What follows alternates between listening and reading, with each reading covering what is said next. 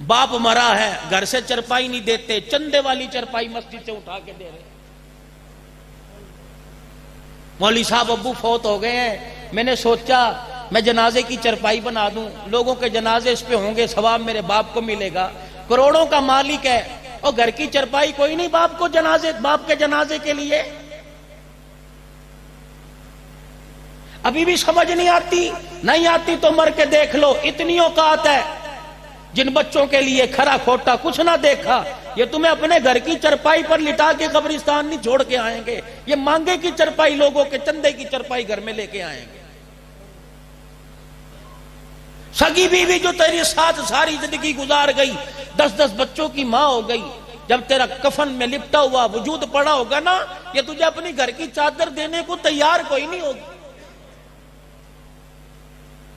तो कहेगी जा मस्जिद में से कलमे वाली चादर ले आ। चने उठ के गयूर मुसलमानों, कलमे वाली चादर ला के डालोगे, पता नहीं सवाब मिले या ना मिले।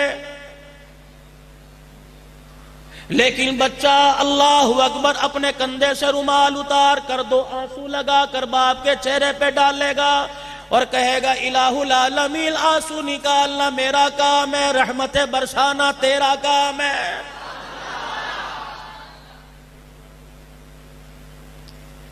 मैं कैसे मान जाऊं ये तरक्की याफ्ता कौम है, अभी तक चंदे वाली चरपाई पे गुजारा हो रहा है। मैं कैसे मान जाऊं कौम तरक्की कर गई।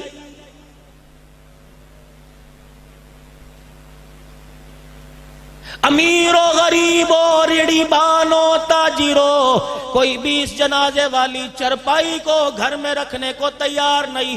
और तुझे इस्लाम इतना मजलूम नजर आया, खुदा का घर तुझे इतना कम हैसियत नजर आया, कफन वाली चादर जनाजे वाली चरपाई मस्जिद में ला के रख रहा है।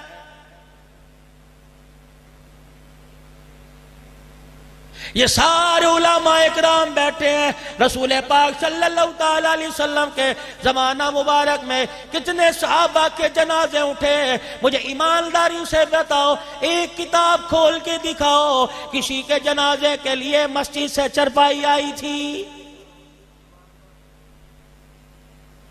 सैयदना सिद्दीक अकबर, उमर रजी अल्लाह ताला, उस्मान गनी, अली रजी अल्लाह ताला अन्हु का दौर दिखाओ।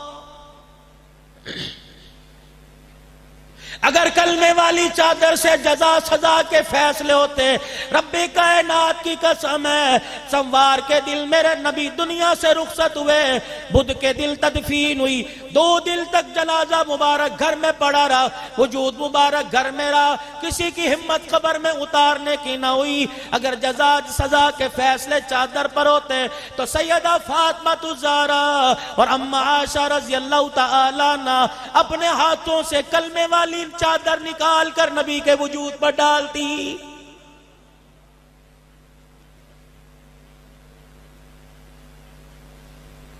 और चलो जिंदगी सुन्नत के मुताबिक नहीं गुजारते, मरो तो सुन्नत के मुताबिक। अल्लाह अकबर। और मेरे अजीजों, जवानी के बाद बुढ़ापे का ठिकाना और है, बचपन के बाद जवानी का ठिकाना और है, शादी से पहले शादी के बाद ठिकाना और है। मर के देख, रब्बे कायनात की कसम है, कब्र के अलावा दूसरा ठिकाना नहीं।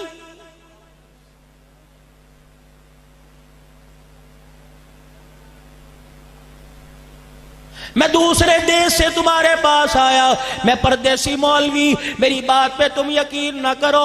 मुझे ईमानदारी से कोई तो आदमी ऐसा खड़ा हाथ करके बताए, मौलवी साहब मेरे घर से कोई जनाजा नहीं उठा।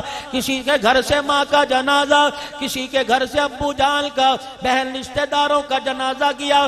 सुबह फजर की नमाज के बाद अपने अपने मरने वालों की कब्रों पे चले जाना, जाके पूछ लेना मौलवी हन्नान कह के गया, बताओ जिन चीजों को तुम कामयाबी समझा करते थे, उन चीजों ने तुम्हें कब्र में आकर कितनी कामयाबी दिलाई है।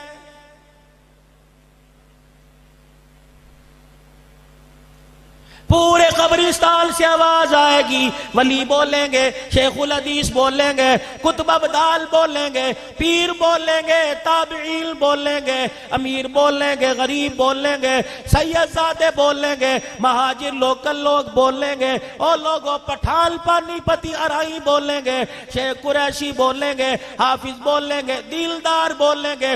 रब्बे काबा की कसम है, जिन चीजों को कामयाबी का दुनिया में मियार समझा था और दुनियादारों ने मियार समझा था, वो सारी की सारी चीजें धोखा निकली।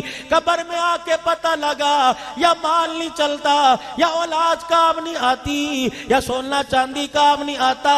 कब्र में आने के बाद सिर्फ रसूल पाक सल्लल्लाहु अलैहि वसल्लम की मुबारक जिंदगी काम आती है।